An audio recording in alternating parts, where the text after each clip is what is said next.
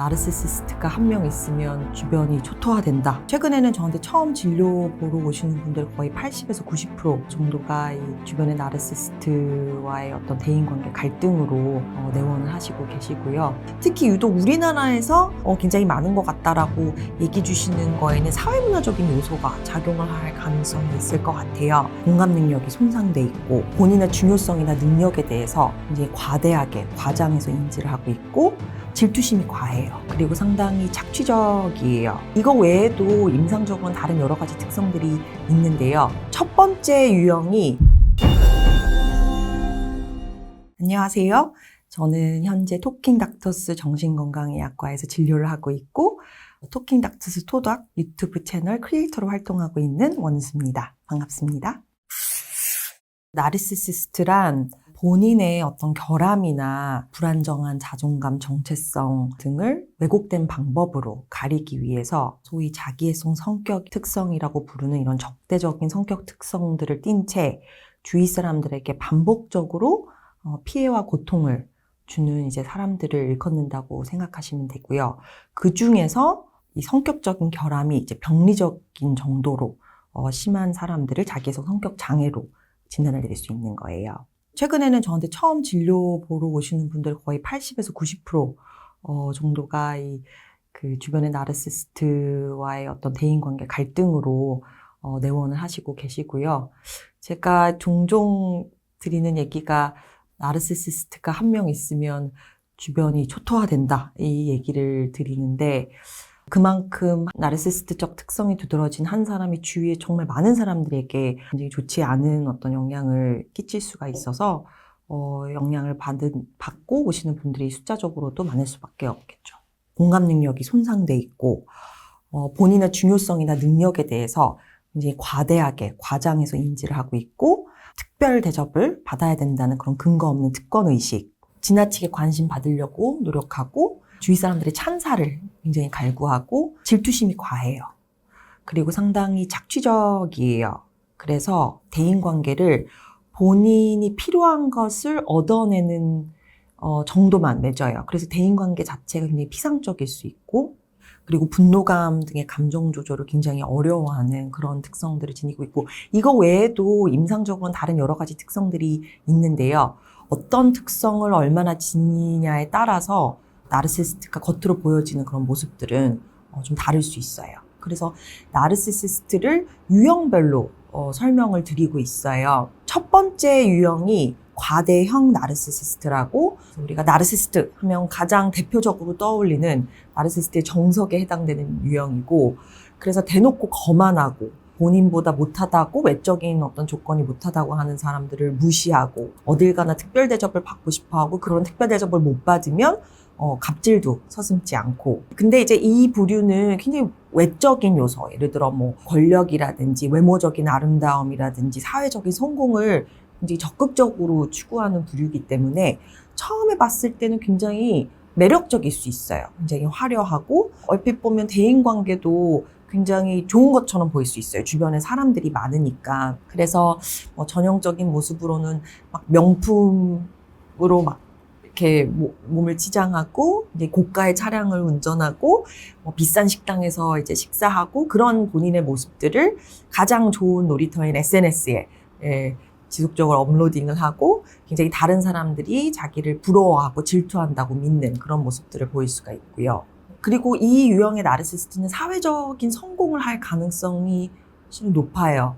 뭐냐면 어떤 가치보다도 이 외적인 어떤 성공이 가장 중요하기 때문에 이거를 이루기 위해서 이런 수단과 방법을 가리지 않는 경우가 많기 때문에 그리고 굉장히 자극 추구적인 행동들을 많이 하는 어떤 성향이 있어서 외도를 잘 하기로 알려진 부류의 사람들입니다.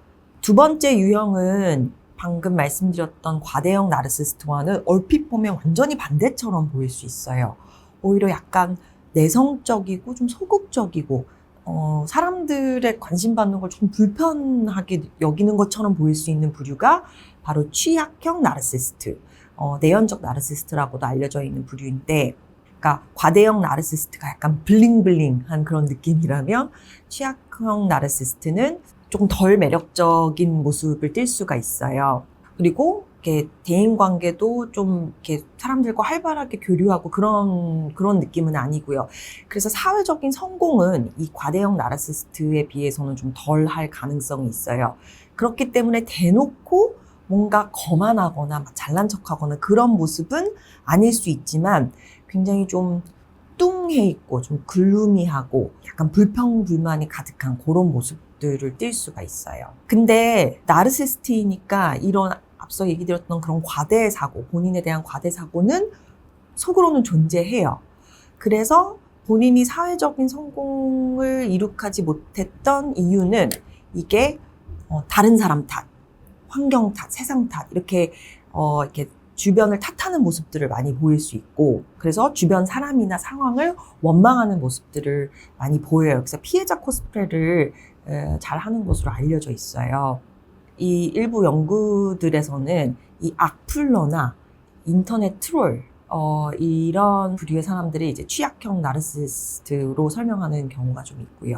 그래서 본인은 다른 사람에게 굉장히 비판적일 수 있는데 누군가가 본인을 조금이라도 뭐 지적하거나 하는 모습을 보면 엄청나게 이렇게 분노감을 표출하는 경우도 있어요. 그런데 한 사람이 이 두 과대형 취약한 나르시시스트 유형을 오갈 수가 있어요. 예를 들어 과대형 나르시시스트라고 보이는 사람이 외적인 조건이 갑자기 안 좋아졌어요. 예를 들어 뭐 사업이 갑자기 망했어요. 그러면 이 취약형 나르시시스트의 모습이 드러날 수가 있고, 취약형 나르시시스트 갑자기 뭐 주식이 대박이 났다. 그러면 과대형 나르시시스트의 모습이 보일 수가 있어요. 왜냐? 그 기저의 심리는 동일하기 때문에 그렇거든요. 세 번째는 악성 나르시시스트. 나르시시스트 중에서도 가장 악랄하고 잔인하고 이런 범죄와 이 폭력의 이 중앙에 있는 그 나르시시스트예요. 그래서 일반적으로 나르시시스트적인 특성과 함께 소위 반사회성 성격 특성들을 띠고 있는 부류라고 생각하시면 되겠고요. 그래서 다른 나르시시스트 유형에 비해서도 다른 사람들에게 이런 신체적, 정서적 해를 가하는 것을 서슴지 않고 굉장히 가학적일 수 있어요. 그리고 거짓말을 반복하고 상당히 충동적이고 착취적이고 굉장히 무책임하고, 그래서 범법적인 행위도 저지를 수 있고요. 그리고 본인의 행동에 대한 후회나 죄책감을 느끼지 않아요. 그래서 우리가 흔히 알고 있는 뭐 사이코패스, 소시오패스랑 이런 악성 나르시시스트랑 좀 유사하게 비춰질 수 있겠고요. 네 번째는 천사의 탈을 쓴 나르시시스트라고 부르는 유형입니다. 바로 공동체적 나르시시스트. 이 유형의 나르시시스트들은 사회적으로 좋은 일, 선한 일, 예를 들어 뭐 큰 기부 아니면 봉사 이런 행위를 통해서 본인의 어떤 과대성을 이제 드러내고 찬사를 받기를 추구하는 거예요. 물론 이런 좋은 일들을 하는 많은 분들은 대부분은 좋으신 분들이에요. 근데 이제 일부는 이런 공동체적 나르시시스트적 특성을 띨 수 있다는 얘기고요. 본인의 선한 행위가 얼마나 많은 사람에게 도움을 줬는지는 그다지 중요하지 않아요. 이 선한 행위가 얼마나 알려졌는지가 굉장히 중요한 거예요. 그래서 본인이 하는 이런 좋은 행동들이 반드시 세상에 알려지게끔 SNS나 매스컴을 활용을 하고요. 만약 이게 알려지지 않았다, 그럼 엄청난 분노감을 표출할 수 있어요. 그러니까 실제로 그러니까 모든 사람들이 내가 좋은 일을 하면 뭐 어느 정도 사람들이 알아주고 알려지는 거를 원하는 마음이 있죠. 근데 만약에 그렇지 않다고 하더라도 막상 내 어떤 행동이 정말 어떤 선한 영향력이 있다. 그러면 그것만으로도 우리는 굉장히 뿌듯함을 느끼고 만족해야 하잖아요. 근데 공동체적 나르시시스트는 그런 얼마나 선한 영향력이 있는지는 중요하지 않아요. 이게 얼마나 알려져서 본인이 이제 더 위상이 올라가느냐, 이런 부분들이 가장 중요하고, 그래서 대외적인 이미지는 너무나 선하고 좋지만 실제적으로 본인 주위에 있는 사람들한테는 굉장히 착취적이고 정서적으로 학대적일 수 있어요. 그래서 주변 사람들이 바로 측근에 있는 사람들은 공동체적 나르시시즘 때문에 굉장히 괴로워할 수 있고요. 그래서 우리가 이런 공동체적 나르시즘과 악성 나르시즘이 혼합된 이런 형태 중에 대표적인 경우를 사이비 교주라고 보기도 하죠. 다섯 번째 부류는 본인의 도덕성, 종교적인 고결함, 특출난 윤리의식 이런 거를 강조하는 독선적 나르시시스트예요.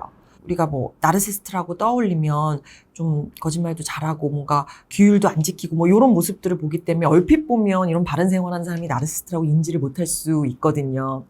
근데 본인이 하는 모든 생각과 행동이 옳다고 믿어요. 그래서 상당히 고압적일 수 있고 다른 사람들의 어려움이나 부족함에 대한 이해가 전혀 없어요. 그래서 누군가가 뭔가 조금 사회적으로 어려운 상황이다. 그러면 그 사람의 어떤 어려움이 있을까? 이런 어떤 이해가 아예 없이 그 사람은 당연히 게으르고 나약하고 본인의 어떤 문제로 그런 거지라는 어떤 이런 모습들을 보일 수 있고요. 그래서 상대방의 어떤 실수에 대해서 굉장히 매섭게 비난하고 그런 모습들을 보일 수 있어요.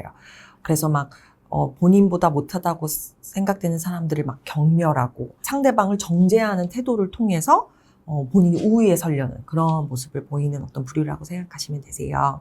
그리고 돈과 관련해서 경제적인 부분에서 굉장히 예민하고 돈에 집착하는 모습을 보일 수 있고 그래서 이런 독선적 나르시시스트가 아빠다. 그러면 이제 이 가족의 엄마를 포함한 모든 자녀들이 아빠가 세운 모든 규칙과 규율에 완벽하게 순응을 해야 되고 정말 군대처럼 아버지의 말을 따르지 않으면 굉장히 무서운 어떤 보복적인 행동을 보일 수 있는 그런 유형이라고 생각을 하시면 되겠습니다. 왜 나르시스트가 이런 소시오패스보다 좀 무서울 수 있다 이런 얘기가 나오는 이유는 실은 사이코패스는 안 그런데 소시오패스는 조금 더 충동적인 측면들이 있다고 저희가 보거든요. 그래서 행동 조절이 좀 더 안 돼요. 이렇게 분노가 확 일면 바로 이런 어떤 충동적인 모습을 보일 수 있기 때문에 겉으로 그런 행동들이 드러나잖아요. 분노 폭발이나 이런 충동적 행동들이 잦다. 그럼 그게 초반에도 이제 드러날 수 있는데 뭐 사이코패스도 그렇고 나르시스트들 같은 경우에는 그런 자기의 건강하지 않는 측면들을 잘 감출 수 있거든요. 그래서 초반에는 그게 잘 안 보일 수 있어요. 근데 정말 이해관계가 얽히거나 아니면 당사자가 굉장히 좀 어려운 어떤 스트레스 받는 상황에 처했을 때 그런 모습이 드러날 수 있거든요. 그래서 오히려 이런 나르시스트의 특성을 깨닫는 어떤 시기는 이미 내가 관계 안에 깊이 있게 들어간 어떤 상황일 가능성이 높기 때문에 그런 맥락에서 나르시스트가 더 무섭다 이런 얘기들이 좀 나오는 것 같아요. 나르시스트가 얼마나 많냐 에 대해서 또 질문하시는 분들이 되게 많은데 일단 자기애성 성격 장애의 유병률을 적게는 1%, 많게는 7%로 이제 보고하는 이런 통계들이 많이 있어요.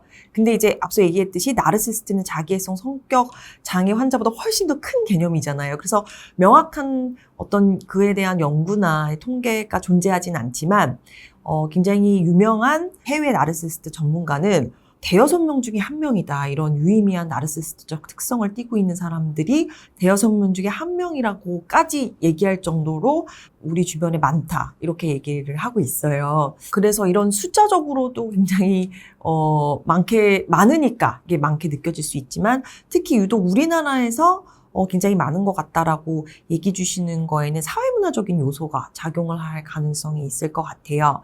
예를 들어서 지금은 이제 많은 변화가 일어나고는 있지만 굉장히 약간 가부장적이고 권위적인 어떤 분위기 내에서 자녀들이 굉장히 부모와 친밀하고 솔직하게 교류하지 않는 그런 환경을 그렇게 이상하다고 보지 않는 시기가 있었었잖아요. 예, 그리고 지금은 이제 변화를 좀 하고 있지만 그리고 태어난 순서나 어떤 성별에 의해서 자녀 사이 어떤 차별이 이루어지고 그런 대우 자체도 이게 실은 그렇게 이상하게 보지 않았던 그런 문화적인 사회문화적인 요소가 아마도 우리나라의 뭔가 나르시시스트적인 성향이 두드러진 사람들이 많다고 여겨지는 거에 영향을 좀 끼칠 것 같아요. 최근에 이렇게 자녀에게 너무 과보호적인 이 양육 태도를 보이는 부모들에 대한 우려가 많잖아요.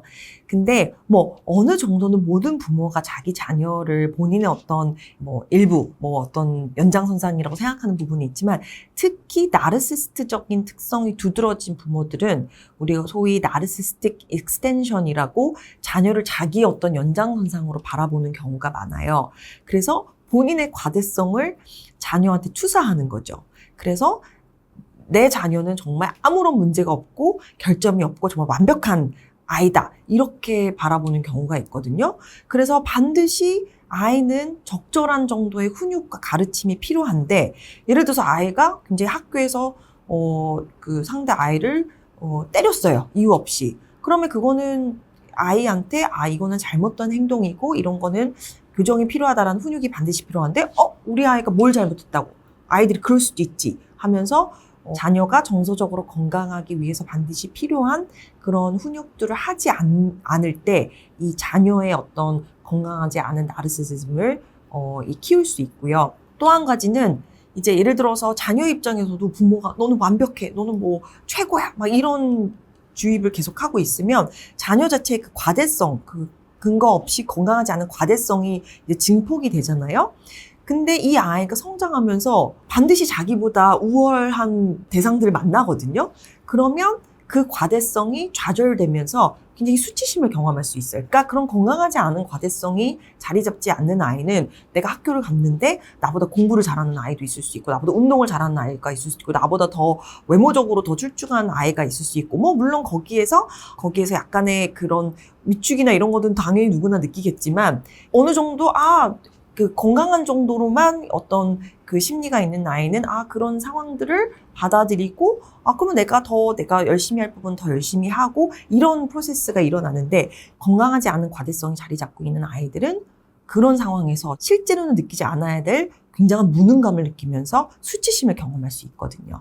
그래서 그게 이제 건강하지 않은 나르시시즘으로 이어질 수 있기 때문에 이런 요소들이 아마 우리나라에 더더욱더 좀 나르시스틱한 성향이 두드러진 사람들이 많아질 수 있는 거에 기여를 하고 있지 않을까, 이런 생각이 좀 들고요. 그리고 우리가 이제 정서적으로 성숙한 성인이 되기 위해서는 적절할 정도의 좌절감을 계속 경험해야 되거든요. 그런 적절한 정도의 좌절감을 반복적으로 경험하면서 실은 그에 대한 맷집도 생기고 인내심도 생기고 하는 건데, 그런 좌절을 전혀 느끼지 않게끔 완벽하게 뭔가 아이를 과보호하는 그런 환경 자체는 오히려 아이의 정서적인 성장을 저해하는 요소로 작용할 수 있습니다. 근데 이제 우리나라뿐만 아니라 지금 전 세계적으로 건강하지 않는 나르시즘이 점점 더 증가하고 있다고 전문가들은 보고 있어요. 근데 그 이유가 외적인 성공, 이 물질 만능주의, 그리고 반드시 어떤 분야에서 최고가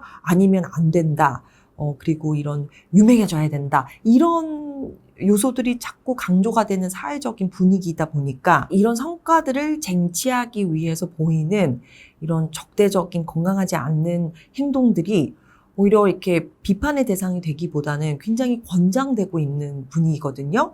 그리고 오히려 이런 공감, 따뜻함, 친절, 배려, 이런 요소들은 별로 중요시하게 여겨지지 않는 이런 사회적인 분위기가 전 세계적으로 건강하지 않은 나르시즘을 증폭시키고 있다고 여겨지고 있습니다.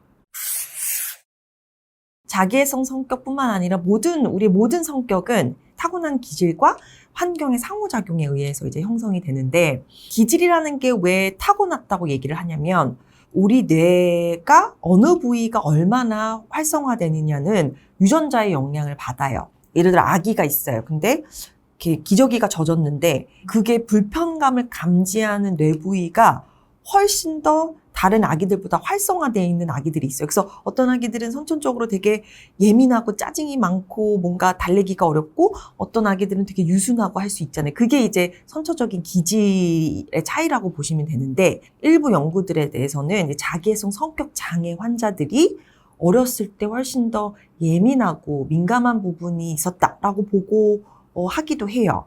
그래서 성격 자체가 유전이 되는 건 아니지만 이런 나르시시스트적 성향을 띌 수 있는 어떤 취약성은 일부 기질이라고 대표되는 그런 유전적인 부분이 있다고도 볼 수 있죠.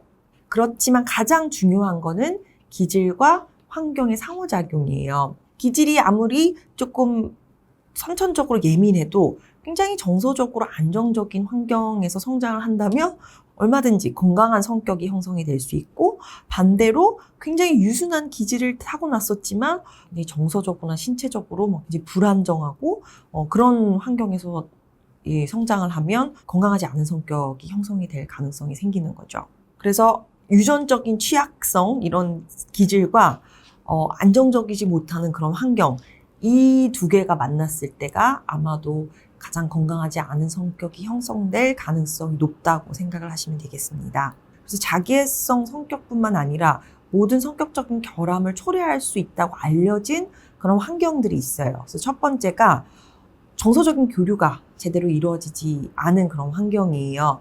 근데 그 정서적인 교류가 이루어지지 않는 경우는 예를 들어 부모가 뭔가 성격적인 문제가 있어서 그럴 수도 있고, 아니면 알코올 중독이나 막 심한 우울증 되게 치료받지 않은 정신과적인 어떤 질환을 부모가 앓고 있거나, 아니면 정말 물리적으로 뭔가 어떤 이유에서 좀 부재하는 그런 경우에서 이런 정서적인 교류가 안 됐을 때 아이 입장에서는 정상적인 어떤 상호 교류가 어떻게 이루어지는지에 대해서 인지할 어떤 기회가 없고, 그래서 애착 관계 자체도 굉장히 불안정하게 형성이 된 경우도 될 수 있고요. 아니면 반복적으로 이게 신체적으로나 아니면 정신적으로 이런 외상적인 이런 트라우마틱한 어떤 경험들이 반복되는 경우나, 아니면 또 우리가 아무리 아이라고 하더라도요, 당연히 아이가 적절한 보호와 어떤 훈육이 필요하지만 아이들도 이게 개별적인 객체로서의 어떤 바운더리가 어느 정도는 필요하거든요.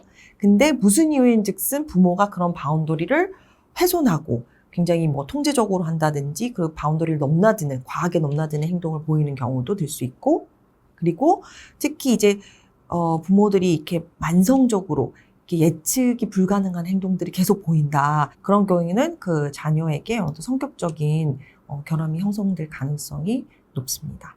제가 정말 많이 받는 질문이 이제 그 나르시시스트도 치료를 통해서 이렇게 변할 수 있는지, 이제 그런 그 질문인데, 자기애성 성격 장애 치료에 대한 문헌들은 좀 굉장히 많아요. 특히 정신분석 치료라는 치료는 이 성격적인 어떤 이슈에 대해서 다루는 대표적인 치료 중에 하나인데, 100년 이상 시행된 치료이죠. 그래서 자기애성 성격 장애 치료가 불가능하다, 그렇게 얘기할 수는 없죠.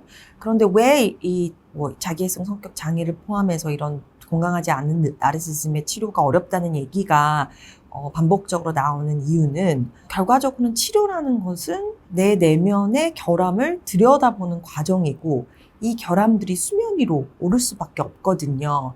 근데 이 나르시시스트들이 보이는 이 적대적인 성격 특성들 자체가 이 내면의 결함을 주변 사람들은 물론 본인 스스로에게서도 이거를 가리기 위해서 형성된 성격 특성들이잖아요. 그래서 나르시시스트들이 처음에는 꽤 오는 경우도 있어요. 왜냐, 자꾸 대인관계에 어떤 문제가 생기고 갈등이 생기다 보니까, 예를 들어서 배우자가 이혼을 요구할 수도 있고, 자녀들이 연락을 두절할 수 있고, 직장에서도 계속 뭔가 갈등 관계가 생기니까 이런 우울감이나 불안감으로 처음에 병원에 오시는 경우는 꽤 있어요.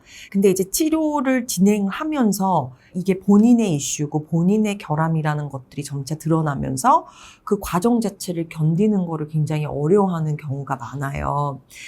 그래서 제가 최근에 그 프랭크 요만스라는 전 세계적으로 이런 성격장애 치료에 굉장히 유명하신 분의 이제 강의를 들을 기회가 생겼었는데, 누군가가 질문을 드렸어요. 선생님, 자기애성 성격장애 환자분들은 치료 기간이 적어도 얼마 정도 치료를 받아야지 좀 유의미한 변화가 있을 수 있나요? 누가 이렇게 질문을 주셨는데, 요만스 선생님의 대답이 적어도 일주일에 2번씩 면담 치료를 받고 4년 정도는 받아야지 유의미한 변화가 있을 수 있다, 이렇게 대답을 주셨거든요. 근데 솔직히 일주일에 2번 4년의 치료는 그 자기애성 성격 장애나 나르시시스트 분들뿐만 아니라 이렇게 유지하기가 참 실은 쉽지 않잖아요.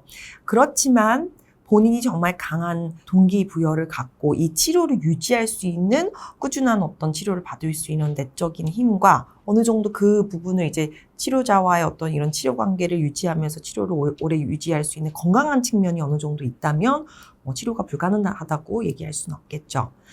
근데 제가 이제 치료 관련해서는 왜 자기애성 성격 장애에 대해서 이제 강조를 하냐면, 나르시시스트랑 자기애성 성격 장애 환자랑은 다른 개념인데, 왜냐면 이제 치료 문헌이 어쨌든 장애 개념에 대한 치료 문헌들이 이제 대부분이라서 이렇게 얘기를 드리는 거고요. 자기애성 성격 장애까지는 아니더라도 이 나르시스틱한 측면들이 있는 사람들의 변화 유무는 얼마나 나르시스트적 특성들이 두드러져 있냐, 그리고 나르시스트적 특성 외에 이제 건강한 측면들도 갖고 있는 정도가 천차만별이거든요. 그래서 이런 얼마 정도 그런 건강한 측면이 갖고 있느냐에 따라서 영향을 많이 받을 것 같아요. 그리고 자기애성 성격 장애 관련해서도 굉장히 유명한 정신분석가인 컴버그 선생님께서는 자기애성 성격 장애 특성들에 있어서 이 치료가 얼마나 가능한지 아닌지는 반사회성 성격 특성들의 유무가 굉장히 중요하다고 얘기를 주셨어요. 그래서 반사회성 성격 특성들을 갖고 있을 때는 더더욱더 변화나 이런 치료가 어렵다고 이제 얘기를 주시고 계십니다. 나르시스트들은 자존감이 안정적인 사람을 가장 불편해하고 어려워해요. 근데 그 이유는 안정적인 자존감은 결과적으로는 안정적이고 견고한 정체성에서 나오는 거거든요. 왜 그러냐? 결국 되게 안정적인 정체성이라는 게 무엇이냐면 이 나 자체를 되게 개별적인 존재로 인지할 수 있는 어떤 능력이에요. 그래서 나와 다른 사람의 구분이 확실한 거거든요. 나의 장점도 나의 장점이고 나의 문제도 나의 문제고 상대방이 잘한 것도 상대방이 잘한 거고 상대방이 잘못한 것도 상대방이 잘못한 거고 이런 어떤 경계가 분명한 사람들이 정체성이 뚜렷하다고 얘기를 하고 있어요. 근데 왜 이런 정체성이 뚜렷한 것이 안정적인 자존감에 중요하냐? 결과적으로 내가 나 자신이라는 사람에 대해서, 그러니까 나의 좋은 부분과 나쁜 부분에 대해서 확실하게 인지를 하고 있으면 그만큼 환경에 덜 영향을 받을 수 있어요. 예를 들어 우리가 굉장히 환경적으로 잘 되고 있어요. 내가 열심히 노력해서 성과도 잘 이루고 어느 정도 이런 거기에 대한 보상도 잘 받고 하면 당연히 기분이 좋죠. 그래, 내가 이렇게 열심히 노력한 성과고 나는 참 노력하고 나는 참 이렇게 잘 하고 있어. 좋은 사람이야. 이렇게 스스로에 대해서 좋게 여길 수는 있지만 그런 외적인 상황이 잘 풀린다고 해서 나는 정말 내가 최고야. 나를 따라올 사람은 없어. 난 정말 완벽해. 이렇게 여기지 않거든요. 왜냐면 내가 환경적으로 잘 풀리지만 여전히 나의 어떤 부족한 부분들이나 단점에 대한 인지가 있으니까. 반대로 굉장히 내가 외적인 환경이 잘 안 되는 부분이 있어요. 노력해도 결과가 안 되고 뭔가 실패하는 경험들을 할 때 당연히 자신감도 좀 떨어지고 자존감도 거기에 영향을 받을 수밖에 없죠. 우리는 사람이니까. 그렇지만 환경적인 어떤 부분이 잘 안 된다고 해서 난 정말 쓸모없는 사람이야. 난 정말 쓰레기 같은 사람이야. 이렇게까지 본인에 대해서 잘 여겨지지 않아요. 왜냐? 정체성에 대해서 뚜렷하고 나의 단점에 대해서도 인지하고 정말 여전히 나의 좋은 부분들에 대해서도 내가 확실히 알고 있으니까. 그래서 정체성이 뚜렷하면 자존감이 안정적일 수 있는 거거든요. 나르시스트들은 그래서 외부적인 어떤 찬사나 이 외적인 성공이 필요한 이유가 이 정체성 자체가 불분명해요. 그래서 자존감이 되게 겉으로 봤을 때 예를 들어 특히 과대형 나르시스트들은 굉장히 본인이 되게 거만하고 자기가 잘났다고 생각하는 것처럼 여겨지지만 그 내면에 가장 중요한 거는 불안정한 자존감과 정체성이에요.